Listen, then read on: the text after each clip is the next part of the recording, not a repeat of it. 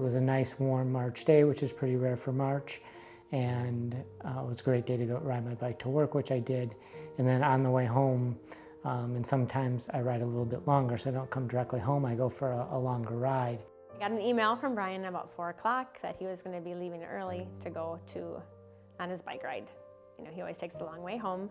And kind of before I knew it, I looked at the clock, 7 o'clock, gosh, you know, looked outside, oh, it's already dark. That's not normal. We just kind of kept about our nightly routine. Griffin came downstairs and the door must have rang. I think I was like in my pajamas, getting ready for bed, and you're just kind of going through the motions, and he came upstairs and told me the police were here. I was riding through Lakeville on my way back to Egan and was hit from behind.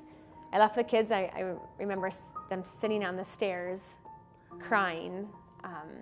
You know, the police officer one was like comforting them, and my neighbor, and I walked out the door not knowing they couldn't tell me anything, so I didn't know what I was going to find when I got there.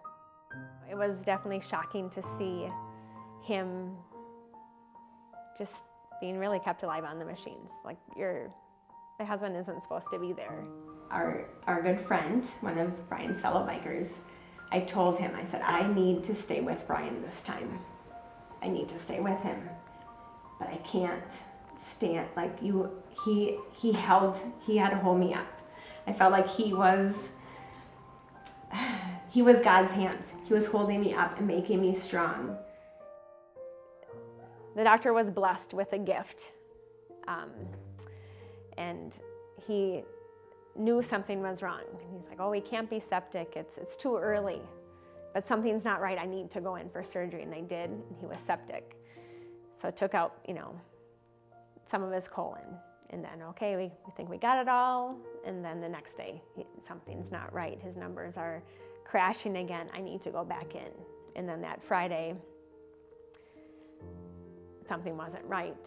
And I was given a choice.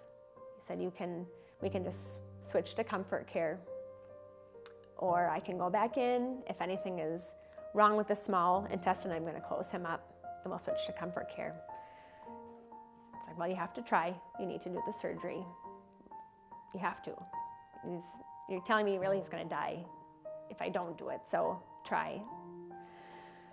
And for me, I didn't pray to God to help for him to live.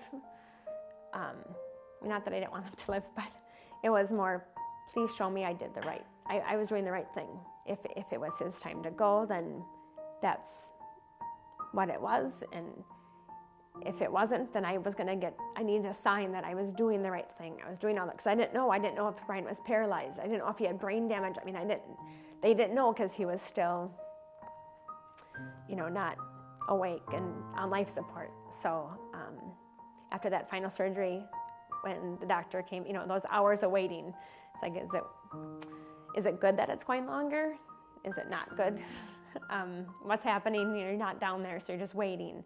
So the doctor came up and shut the door, and he said, we got our miracle. All the people that came by and gave us the wishes, prayers, wishes, just to get better, and just the power of how big that community was. It's very humbling to know that strangers,